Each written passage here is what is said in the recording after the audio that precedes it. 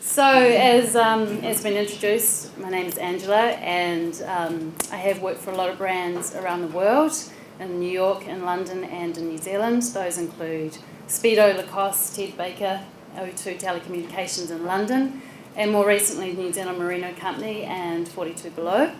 I am now at Baldwin's, which is completely different from 42 Below, but it's really great because I get to work with a lot of companies and help them grow and succeed in the local and global markets, and how to help them leverage off their IP and commercialise their ideas. So my theme tonight really is trying to bring everything together and how to take your brand into the market and into the global market. So probably a little bit early for you now, but things to think about. So the first tip is get branded and stand out. Whatever your idea is, wrap a brand around it and make sure you stand out and you're differentiated, because really it is a huge market out there. There are so many brands and so many products that unless you stand out, you're just not going to get noticed. So it's really differentiation or extinction. So take 42 Below. Vodka's not a new idea. I mean, there's thousands and thousands of vodka brands around the world, most of them coming from the Eastern European market in Russia. So 42 Below stood out because they came from the Antipodes, from the other side of the world. They stood for purity, from the 42nd parallel, but they also had that witty, irreverent and very controversial marketing, which meant people took notice and they stood out on the global platform. So also it's worthwhile early on to get some advice around your brand and your logo and what you're going to wrap around your product, because the last thing you want to do is get into the market and find that someone else has actually called the same thing as you or something similar, and it's just going to run into trouble. So get some advice, and it's money well spent early on. Next thing is be global and also be local. What I mean by that is you learn pretty fast when you're expanding into global markets that what works in New Zealand might not actually work in other countries. The last thing you want to do is build your brand or your logo and find out that it actually offends another culture or that it just doesn't make sense to another country. So while skimpy Speedos work really well on Bondi Beach, they're not so good in the Middle East. And while Kiwis love Feijoa and 42 Below Feijoa vodka, Americans think Feijoa vodka tastes like cough medicine. So for 42 Below, we started to push Manuka honey flavoured vodka to the Americans who like the sweet taste. And when I was at Speedo, we started to develop very large, full-length Speedo swimwear. Also, look at the laws around advertising in other countries. So with alcohol, the strict laws in the USA meant that 42 Below had to leave the irreverent, cheeky humour back at home and tamper down their marketing to suit a more sort of conservative American approach. Pretty boring, actually. So get compatible with other cultures and religions and traditions and laws in other countries. Get local people on the ground to help you out to get those insights.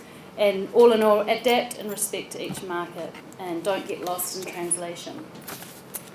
Get everyone on board. What I mean by that is all very well to understand the brand yourself and what you stand for, but get your whole team immersed in the brand so they understand what you stand for and where you're going and where your direction is. Because if you internally don't know what you mean and what you stand for and where you're going, how do you expect your customers to actually get what you are? Everyone should actually understand this, whether it's your finance team, your legal team, your marketing team, your admin staff, and also your partners. Your agencies and creative team are providing the marketing support to you or designing your product for you if you've got the idea, and all your supply chain partners, including your manufacturers. This is, if they get the brand, it means they're going to produce products which are on brand, marketing that's on brand, and you're going to avoid schizophrenic marketing and product. So spread the love and get everyone on board. Protect your brand, very important. Understand early on how to protect your brand, whether it's registering a trademark, a patent or a design, or making sure you own the copyright and what you come up with. Be aware that in New Zealand you actually own the copyright and what you commission someone to create for you, like an advertising agency. But, and this is if you pay for it, it's an automatic. Automatically you own the copyright.